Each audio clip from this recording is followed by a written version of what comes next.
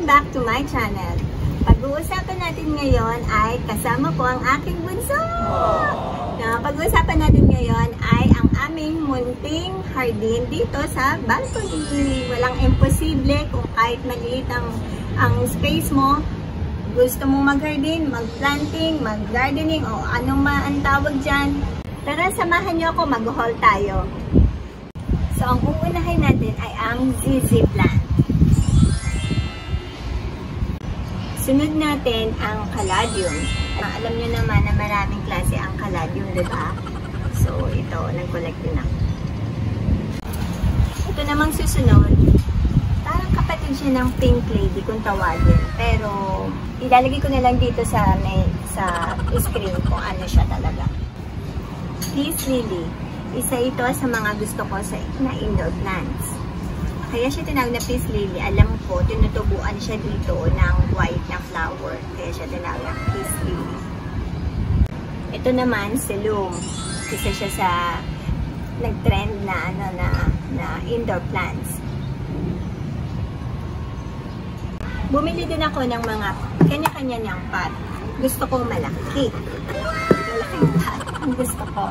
Kasi gusto ko lumaki siya ng healthy, makapagbigay din ng magandang benefits kasi nga indoor plants. Bumili rin ako ng mga organic soil. Gumamit ako ng 5 gram para sa mga mixed soil.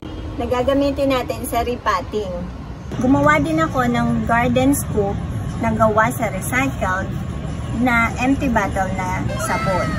Itong malaki, ang gamit niya para sa malaking repotting tulad ito. Ito namang maliit na scooper. Pwede siya dito, patulad ng ganito halimbawa.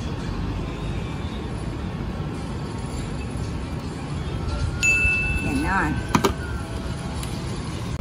Siguraduhin nga pala natin pagka magre-ripat tayo, may butas na yung ilalim. Minsan kasi nakabili ako, wala pa siyang butas o bubutasan mo pa.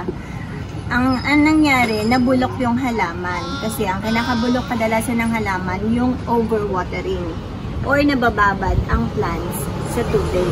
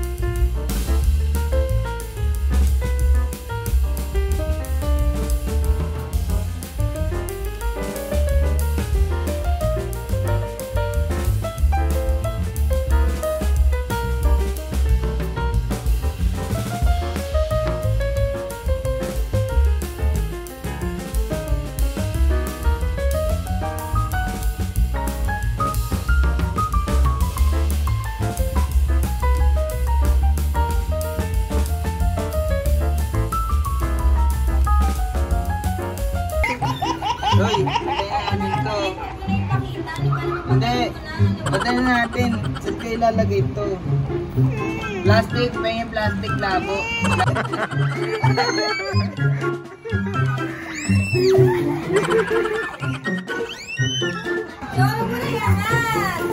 Ang nanalo! Bilis tayo, lagyan mo ng ano? Hindi ko malalagyan yan. Lagyan mo dito. Bilis! Nulog mo tayo.